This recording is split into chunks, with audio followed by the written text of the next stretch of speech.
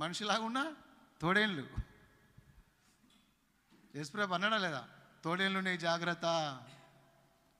ఈ తోడేళ్ళు ఎట్లున్నాయి? మనిషిలాగానే ఉన్నాయి. మనుషులే తోడేళ్ళు. ఇంకో చోట దేవుడు అంటాడు, పందుల ముంగట ముత్యములు. ఈ మనిషిలాగా ఉన్న పందులు ఇవి, పండగ పందులు ఇవి. ఏమంటావు? మనిషిలాగానే ఉన్నా లోపల పంది. మరొక మాట కూడా అన్నాడు ఆయన, నక్కలు. మనిషిలాగానే ఉన్నారు వీళ్ళు, కానీ లోపల ఏమున్నారు?